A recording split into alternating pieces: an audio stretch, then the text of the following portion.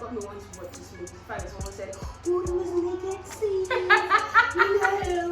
And then I got my popcorn already. I'm like, okay, let me go and watch naked scenes. And you didn't see enough of it. It was just. It wasn't the old woman. We don't want to say old women people. But when it was at the young people scene, come on, You want to see the show some flesh.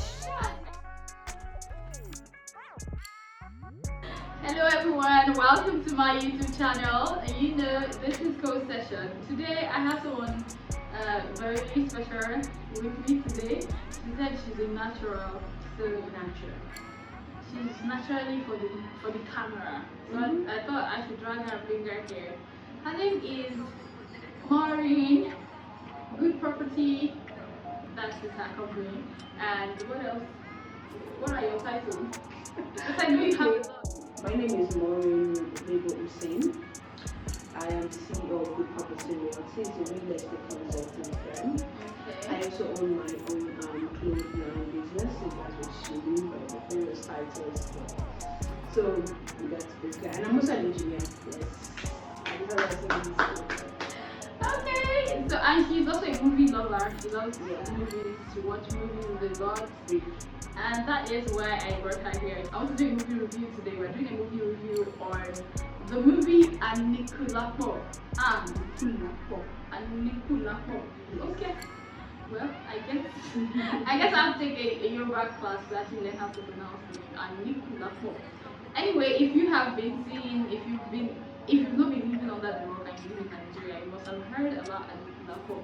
Even if you didn't watch the movie, you've probably seen it on social media, or maybe your friends have argued about it, and you've seen good comments, good reviews, or very terrible reviews of the movie. You must have seen it one way or the other. But we're going to discuss the movie generally. Okay, the setting, the plot, the shortcomings, and of course the good things about the movie in here. And at the end, we are going to decide if it's actually worth going in for the Oscars or not. If you know, the movie is being considered for Oscar, it was at some point rejected by the Oscar committee in Nigeria, and then they were told again to go back and review it. So you see, the result is not yet out yet, but on our own, we want to know if it qualifies to be on Oscar list. Alright? Stick around, don't go anywhere. Welcome back. Alright, let's get straight into it. But before we get straight into it, for those who probably didn't follow the movie or somehow you don't know what the movie is talking about, let me just give you a quick recap. Well, the movie is about a man named Saro. Saro is a traveler and also a businessman. So he traveled to another place, another village, Oyo, and he happened to meet one sugar mommy, and then he had a sugar mommy, alright, who gave him something to do, later helped him set up his own place, and introduced him to the king and the queens of the king, alright. And in the process, one of the queen, which is a king, one of the king's wives, found him attractive and started doing something with him, and eventually it led to him being, chased out of the village, stoned to death. They left him for dead, but he didn't die. Somehow this queen followed him, and somehow the queen was able to save his life by getting something from the bed of life and death, whatever they call that bed, okay? And this thing was what saved his life, and that thing had the power to save lives as well. This queen gave him the thing, and to resurrect, this queen now gave him that thing, and they went to a different village, and he started healing people, started raising people from the dead, and that made him popular. But somehow he met his downfall because he got greedy, and the queen had to take the thing and destroy it, and that was how he eventually died. That is the long and short of it. Okay. So let's talk about it. You've watched the movie. Yes, I have, and you said something about it being Oscar worthy. Yeah. No, not really. I don't think it's Oscar worthy because I simply say the reason why is the storyline is not strong enough. Not strong enough. It doesn't even have anything about the African heritage or culture to depict. There was nothing about the Oyo lifestyle that was well depicted there or well portrayed there. But the scene was cool now. Like all the scenes, the marketplace, everything, and the setting. Let me say the setting. The setting. The lifestyle, how do Oyo people behave, how do they work, how do they greet. To me, the story is it's not strong enough to be Oscar worthy. Yes, yes, because like, you just see how you just simply explain that to me. Traveler came in, fell in love. I won't say fall in love, I think Okay, again, I think that where I will agree with you is that the story wasn't strong. And as for defeating the Oyo people, they had everything in terms of scenery. They had everything available to defeat the Oyo culture. The setting was amazing, but the story wasn't telling the story of the people of Oyo, in the sense that we cannot say this is what is special about Oyo people from the story. Exactly. It's like you can even use that same setting and tell the story of any tribe, any tribe, no, it doesn't anywhere. represent That's any what I'm tribe. trying to say. There's supposed to be something about the people of Oyo that you can gain from the story. It may not be a story about what's happening in the kingdoms or a historical story. It could be just like a folklore, yeah. But there's something about the lifestyle that's supposed to be more depicted for me to make it us forward. The queen, now, her story was a little bit highlighted, but it wasn't given a lot of attention. Her story is that she got married to the king. She was forced to marry the king at a very early age. She was literally raped through the early age until she eventually just gave in to sleeping with the king. She didn't give birth, and people, attacked her because she didn't give birth. And even at the end of the movie, it was still because she didn't give birth. That was why her husband, moved on to other women, and the problem came about. But the story was as if it wasn't about her. Like there was something there, but it wasn't. It was just brushed over. It was brushed over. She was hated. Okay, somebody plotted to actually destroy her womb. If you heard the story, she was telling Simon, she was actually poisoned. That was what actually the thing that really made her not have kids for the king.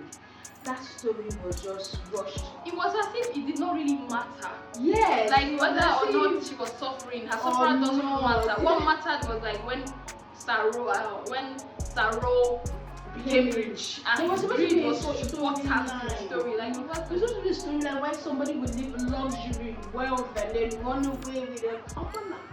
And they wanted to say she fell in love. The love wasn't really portrayed. It felt as if they were having a friends with benefits situation, and all of a sudden you are eloping with a friends with benefits. It's like it didn't go well for me. And if they wanted to depict that they were in love, they didn't tell that story. The story did not say that they were in love. The story felt like she was honey, and she found a young man who can satisfy her, and then she went after the young man. And then it switched to her giving up what was supposed to be so treasured by her to this young man that it did not seem like she was in love with in the first place. So story-wise, yeah, there's so many loopholes, there's so many things you can punch, dissect and destroy. What about cinematography? Where did you do editing and stuff? Big shout out to the soundtrack people, because I think the soundtrack kind of worked. Kent Edunjobi, he's the one who did most of the soundtrack, and he said in an interview that he met Kunle Afolayan 2012, and he gave him some of his sound. And not until 2016, that was when Kunle Afolayan reached out to him. So this shows that Kunle Afolayan had enough time to nurse this movie. So it's really sad that eventually you got the funding and you still didn't deliver. This is a movie that probably been in your mind since 2016. And how many years later? This is over 6 years later. I think it was a big rush. The whole thing was rushed. Totally out there. They were telling a good story. They were taking their time, and someone was like, okay, you know what? We got only 2 weeks left to complete this movie. And everybody do your life. It was a lot of things were cut off. What do you think about the makeup, the tribal marks and all? I think they tried, honestly speaking. Initially, I feel like they were trying. Then in the middle of the movie, they just got tired. Yes. It's like everything just do. Let's get home. Let's just go. It was We're as if tired. they were shooting it, and after a while, somebody really got fed up. Or funding was reduced, the money is reduced, and they're like, okay, you know what? Let's just do cut and join, and let's go. Because in the beginning of the movie, everything was like on point.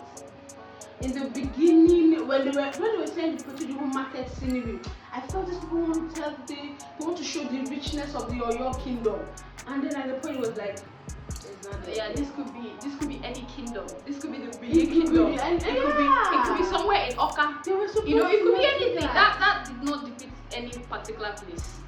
As far as I'm concerned, it was just a typical African setting. and it could have been any African country or any African state or any African place. It had nothing that really says Oyo. Okay, another thing that was quite noticeable in the movie, and I feel like it's now a culture in Nigeria. Before it used to be something that Nigerians don't do, the naked scene, nudity and all that, but now Nigerians are embracing it. So, and it was also very evident in this movie. Do you think it was necessary? Because a lot of people have said that it's not really necessary. I think it was if they wanted to show it, they should have shown it well. If they didn't want to, they should have did it. Do you understand? Because okay, one of the props that got me wanting to watch this movie is the fact that someone said, "Oh, there was a naked scene," and then I got my popcorn already. I'm like, okay, let me go and watch naked scenes. You didn't see enough of it. It was just. I could understand what I looked like when Saru was in the old woman. We don't want to see old women people. But when it was at the young people scene, come on, you want to see the show some flesh. I feel like the way they showed it is okay, but it's just that it's too much. The whole naked scene seemed to be the idea. You know, it was as if the naked scene proved to us or told us that they had a fling, not love. Not love. Yeah, because it was just she met him, rushed him, pushed him down, and they took off the clothes. And it's no conversation. It didn't look like a conversation. You know, something that would make love erupt between somebody who is a commoner, because there has to be love that will make you a commoner. You know, go and be caring the queen's wife. It has to be more than normal. Let's move on to like the characterization. The character of Saru. What would you say about that character as a person? Let's imagine he's actually an individual that you get to meet. He felt like he was unserious about a lot of things, but there was a point where it was almost like he's serious. At the beginning stage, you see him as a serious person. I think so. Okay. You see him as a serious person who's trying to find his life. I think but then he was buying into a lot of things. Because he was a traveler, so he was more of an opportunistic person. He was more of a dreamer. He was more of, okay, let me go out there, let me go and look for how to make things better for me. And then when situations came, he took advantage of that. I think that character was well represented. And it also showed when he became a very good. Do you think that character was well developed? No, really, because like I said, everything was like rush. But that was the idea. Someone coming in from nowhere, come to a town, and then decide that he was going to lower his moral standard. He was going to be very. It didn't seem like he had a moral standard. He didn't have a moral standard. I felt like he was just like floating everywhere. Yeah, so it was just like an opportunistic. The reason I feel like the character wasn't so thought about is there are so many conflicting attributes that was assigned to the character. If you're going to assign that a character is going to take risk for love, that character would equally be someone who has good character, who possesses good traits. Because you want the audience to actually vote for him or support him. But by the second scene, I say second scene because the movie was like 2 movies. By the second part of the movie, people watching it were already done rooting for Saru. Yeah, everybody. And it was almost like, something bad. What is his problem? Like, you don't know if he's a good person or a bad person, or if he's kind or wicked. Even till the end of the movie, there wasn't any clear division. And eventually, when they ended the life of Saru, it felt like he didn't deserve to die. Do you understand? It felt like I don't see why he deserved to die. Because as much as he made that mistake, they didn't portray that mistake like it was a big deal.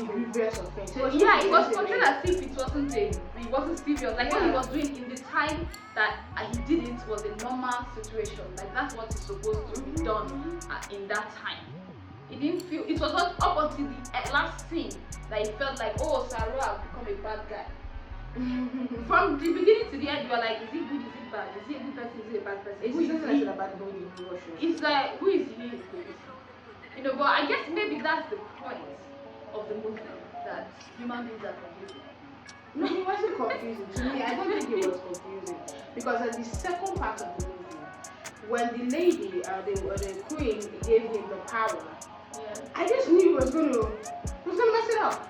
Because in the beginning, this person just came in, and then all of a sudden, the first thing that came to you, followed the woman I was in, you didn't even try to resist in any way. And then you are not after the queens.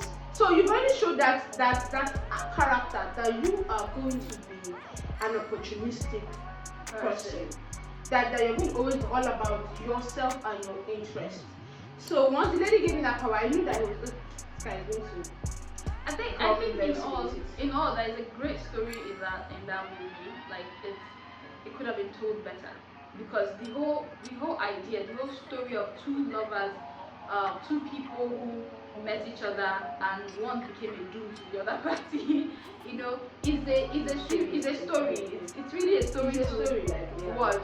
But then the way it was told wasn't just giving all that it was supposed to be.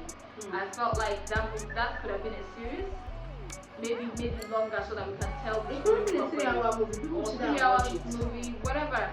Or you could have just left the movie, forget about the whole coming, a lot of the old person, or your people's drama. You would have just focused the movie on the story. Someone left something and said he wanted to run away with him, and whatever we can do. Yeah, that would have just been the story. Instead of all the whole, this person, she suffered here, she was maltreated, people didn't die, people poisoned her in her previous marriage. And then the rich man, the woman story that they told wasn't necessary. There was a lot of focus on that rich woman. What's her deal in the movie? Yeah, that woman like this man trumps men. Like, you know that wasn't necessary. Like, she's a rich man. You could have told that story one scene. Her side of the story, her deal could have been done in one scene, but they had like 4 scenes of the woman, and she wasn't even that important in the movie. It's like, why? Then when the second part of the movie, when they introduced the king who could not speak, that was again another story around the king who could not speak. That is not necessary to the movie. And then there was a story about how close he was to his son, that they took so much time showing us how close he was to his son. We don't care. We know he's even if he wasn't close to his son, that is his son, his only son, heir to the throne. That's enough seriousness. Okay. So I think there's they wanted to do it like a plot or a twist, whereby they wanted us at first to believe that he eventually hit the ball. And then later we realized that he didn't hit the ball. I think that was the concept of that. That was just too long. It was too long. And it was like, God, get to the freaking end of this movie. Because already I knew that he wasn't going to heal the boy. It was clear that he wasn't going to heal the boy. Period. Yeah. It was clear because the movie has to end somewhere. And if you downloaded the movie, you can see that it's ending. So, if you can see that the movie is ending, there is no other way that movie could have ended. I think we could have ended in a much more dramatic way, There was a little bit something else, something that breaking the camera, you might want to, that one thing is really not a big deal. There's supposed to be something else that would have, even if it wasn't abusive to the wife, I think that would have been that way. Yeah, that's why I said even at the end, we didn't feel like he was supposed to die, because let's face it, a man at that time marrying 3 wives is a norm. He wasn't rude to her. He wasn't. It's just people were insulting the lady because she couldn't give birth. That's not his fault. That when he promised himself to right back to this lady. He never promised that. It wasn't even as if they were so in love. He's clearly an opportunity that she knew. There's nothing special about the man that stands him out from other men. There was nothing. He was like every other man that could possibly exist. Nothing special. So I don't see why the whole movie. Like, I feel like the characters were not just developed. The story, the main core of the story makes sense, but the jara that they tried to add was just like, oh God, please save me. They made it sad. But at the end, I do hope that I personally hope that it goes into Oscar. It gets nominated at least. Because I feel like we have to choose from what we have, right? Okay. And let's look at the movies that were released this year from Nigeria. The position that we can only take up in Oscar says the foreign movie, best foreign movie, foreign language movie. That means it has to be not English. And to qualify, you have to have at least 70% non-English, even if it's English, but 70% tribal languages. Okay. So how many tribal languages movies do we have this year? We've removed the regular Yoruba people's movies. Obviously that's not Oscar. Obviously we're not putting those ones for Oscar. So which one makes sense? Which one is the picture at least okay? Okay, let's say for this. I mean, they've got their lightning well. Quality was the lead actor. Everybody interpreted what was supposed to be that with the highest professionalism. I would say everybody interpreted their role well. You didn't see somebody who was interpreting a role that was misinterpreting it. You know? So they all did their roles very well. The backlights, the scenes, what do you put that when you try to set up? It's called Yeah, the setup. setup is cool. Setup is cool. It's cool. My probably Some of the cinematography is funny. Well, that bed, what was that? No, that's the best they can do for bed now. It felt like it was something else. They test the best I've seen in Nigeria for a long time. But he tried. Because when she was pursuing the bed, normal Nigeria movie. The bed will be flying. The bed will be here, she'll be pursuing here. You know, but she tried, she got it, you know. She got the parts. And that's the only thing I like about that scene. The part that bed was here, she was pushing the bed here. You know, most times the bed will be somewhere here because it's pursuing there. You know, but the Nigerians move faster. We don't do that anymore. No. We don't know what you're saying. It's just very We've moved faster. It's few locations. Okay. So to wrap it up, I still feel, like I said, that us it should be nominated. We don't have any other movie that I think could go for that.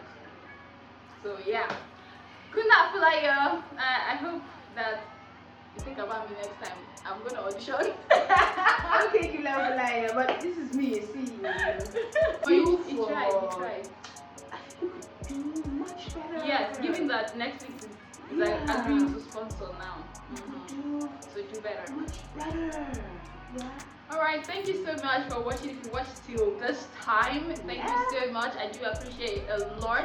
Make sure that you subscribe to my YouTube channel, alright, and tell your friends to tell their friends to make sure that they are subscribed and they're watching. We're gonna talk about a lot of things: movie reviews, relationship, just having fun, vibing, and all of that. Everything on Co-Session.